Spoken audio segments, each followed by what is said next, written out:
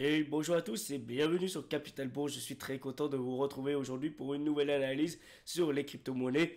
C'est très intéressant ce qui s'est passé car dernièrement j'avais proposé la zone de rachat entre 100 et les 101 000 dollars. On est allé les chercher cette zone.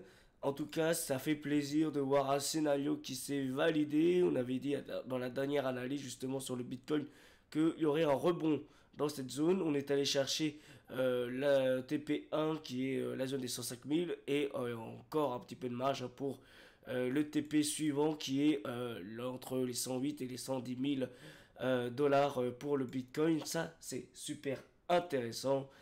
En tout cas, c'est un scénario qui était plutôt favorable de chercher le bas de la zone, donc les liquidités de ceux qui étaient acheteurs potentiellement qui rentraient dans le marché, donc comme nous, et pour réintégrer cette grosse zone de gros range, on va dire, plutôt ce gros rectangle entre les 104 et les 100, 108 et 1000 dollars. En tout cas, c'est vraiment la zone. On voit bien aussi que c'est plutôt l'indicateur volume profile qui est aussi dans ce mood là, dans cette orientation, avec un RSI qui est allé chercher la zone des 28, des 30 pour aller rebondir sur la zone. Et là, on voit un RSI, je suis en 4 heures, on voit un RSI qui est allé chercher un petit peu une petite bougie rouge pour confirmer une nouvelle tendance à la hausse avec dans la zone des 50. En tout cas, c'est un scénario qui s'est parfaitement très bien validé. On passe côté Bitcoin Cash qui a fait exactement la même chose. Eh bien, c'était une zone bien sûr de rebond, la zone des 380 dollars pour aller chercher dans un premier temps la zone des 400. Cette zone, hein, c'est la zone des 50 sur le RSI. Et puis la zone qui est un petit peu plus haute, c'est la zone justement des 400, 417, voire même la zone des 450 dollars.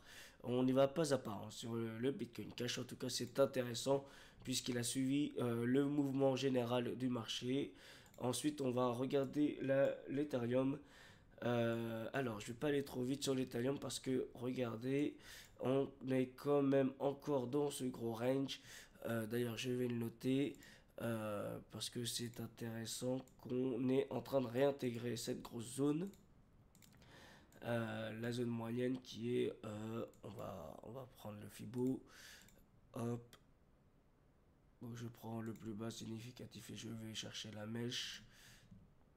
Donc voilà, hop, je vais un petit peu dégrossir tout ça. Donc on peut voir très bien distinctement que la zone des 0,88 c'était vraiment une zone où on est allé chercher plusieurs fois, taper plusieurs fois avec les mèches et les bougies par le passé. Ce serait un des objectifs à moyen terme pour l'Ethereum. On pourrait retourner chercher les 2600 dollars. Je me mets quand même en 4 heures avec là. Alors on a quelque chose de différent comparé à Bitcoin Cash.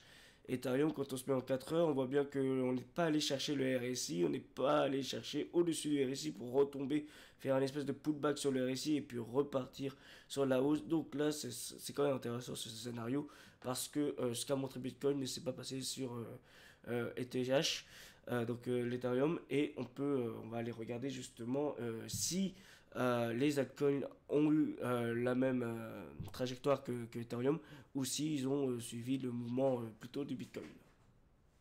Et je dirais que c'est dans quelques temps, je dirais, allez, encore même pas une ou deux journées pour avoir, même dans les quelques heures qui suivent, pour avoir justement cette impulsion un petit peu haussière pour qu'on puisse nous montrer que l'ETH pourrait copier le scénario de Bitcoin.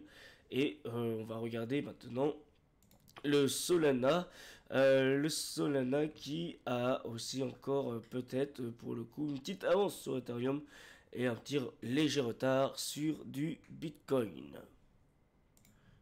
Et donc on pourrait aussi avoir un petit temps de latence pour déjà on a vu qu'on a tapé les 49-41 et puis on peut aller chercher la zone des 50. Bon là ça va se faire aussi dans les quelques heures qui arrivent, histoire qu'on pète un petit peu la zone des 153 et pour qu'on puisse aller chercher une extension à 161 dollars. Ça en vrai c'est vraiment des petits morceaux, des petits mouvements sur Solana, contrairement au reste des cryptos, on voit bien qu'il y a eu des grosses impulsions, de grosses volatilités, beaucoup d'échanges en tout cas, et des grands mouvements, des forts mouvements avec des bonnes amplitudes, donc de la volatilité sur le Bitcoin, contrairement à du Bitcoin Cash où on navigue entre 390 à 380 et les 430 dollars au maximum en ce moment. Et pareil pour de l'ETH où on voit bien que les écarts de prix entre 2004 et 2006 c'est vraiment peanut, contrairement à Bitcoin où on voit un écart de prix entre 100 et 105 000 dollars. Voilà, on n'est pas dans le même marché, on n'est pas dans le même scénario. Je repars sur une unité de temps de 4 heures et on va regarder l'XRP. L'XRP, tiens, qui a dépassé la zone des 50 et qui flatte, qui plane sur la zone des 50 en RSI. Et pour l'instant, avait suivi le mouvement comme le reste de la crypto.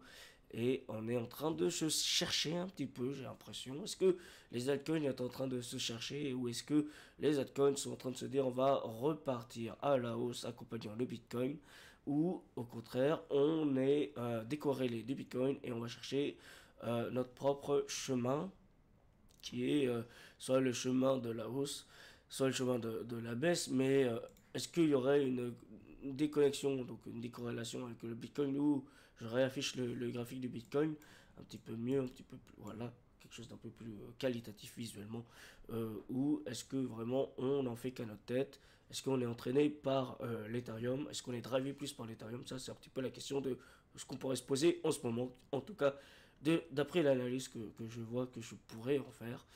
Je peux me tromper aussi, hein. Rappelez-vous que ce contenu est à usage pédagogique seulement. Ensuite, et mes avis ne sont que mes avis avec mes analyses et mes connaissances. Alors, donc pour le Binance Coin, on a pareil, on a ce même mouvement, on revoit que ces mêmes mouvements que l'Ethereum et le Solana, contrairement au Bitcoin et Bitcoin Cash. Encore une fois, avec Redodot, avec les RSI à 48, on flirte les 50. Est-ce qu'on va chercher les plus hauts? Bah, pour l'instant, pardon, on est orienté hausse. Donc, si j'ose dire, oui, ça veut dire que on suit la tendance. On va pas contre tendance. Ça, ce n'est pas une tendance, hein, je le rappelle. C'est un fait, dans le sens où il y a eu une actualité, une news, des mouvements qui ont contribué à cette hausse, pardon, cette baisse éphémère et brutale. Euh, mais ce n'est pas pour dire ah, attention, c'est une baisse. Une baisse sur un marché, c'est plusieurs bougies rouges, plusieurs clôtures en dessous des clôtures de la veille. Et c'est un mouvement baissier. Haussier sur le long terme, et un mouvement extrêmement baissier, je vais vous en montrer un, je vais vous en chercher un mouvement baissier sur du long terme, c'est plutôt hop, ça. Clairement, depuis 2021 à 2022, ça dure très longtemps. Là, on est baissier, puisqu'on voit bien qu'on n'arrive pas à refaire un plus haut de plus haut. Et quand est-ce qu'on repart sur un moment où on redevient acheteur? C'est quand on est ici, parce que on s'est dit, ok, on a pété cette zone, et après, là, il y a l'impulsion. Et puis après, là, c'est parti. On peut pas dire qu'on est ici, puisque là, on pourrait se dire, on peut très bien retomber plus bas. Mais sauf que c'est vraiment cette zone-là qui a confirmé, en tout cas, qu'on est parti du bas de la zone. Donc toute cette zone, tout ce que vous voyez en dessous du trait blanc, des pointillés, et tout ce qui est au-dessus, c'est de la hausse. Mais en tout cas, on peut dire qu'on a annulé. Donc ça, c'est juste un rappel pour identifier les tendances. Donc là, on est quand même toujours en tendance haussière. De point de vue général, en tout cas sur la crypto-monnaie. On peut regarder rapidement la Chainlink, pourquoi pas, et après on va s'arrêter ici pour cette analyse. En tout cas, on voit bien que la Chainlink, je vais me mettre en 4 heures, a fait au-dessus de tout ce que ont fait les autres altcoins, donc l'Ethereum, Solana, XRP. C'est intéressant de voir aussi et de comparer aussi avec le même indicateur de temps, même une unité de temps, de pouvoir comparer un petit peu ce qu'elles ont pu réaliser ces derniers moments. On voit bien que on est allé chercher aussi la chute comme pour le reste, et on est limité aussi également avec des écarts de prix plus ou moins intéressants. Et après, pourrait se dire et tenter de dire que c'est la zone des 15 dollars sur le Chainlink. En tout cas, tendance haussière, ça, on ne le change pas. Mais en tout cas, c'est un petit peu le scénario qui pourrait éventuellement se passer. À voir pour la suite des aventures. Si vous avez aimé ce contenu, n'hésitez pas à vous abonner, à commenter et aussi à liker cette vidéo YouTube, à vous abonner sur Capital Bourse. En tout cas, c'était une analyse complète, riche, intéressante. Et c'est intéressant aussi de comparer les crypto-monnaies les unes des autres, voir un petit peu ce qu'elles font. On a vu, pour résumer, que le Bitcoin est un petit peu marche tout seul, on va dire, dans sa dynamique, et que les altcoins avec l'Ethereum aurait plutôt une tendance, à contrecarrer le plan de Bitcoin, mais à avoir sa propre trajectoire et entraîner les autres altcoins.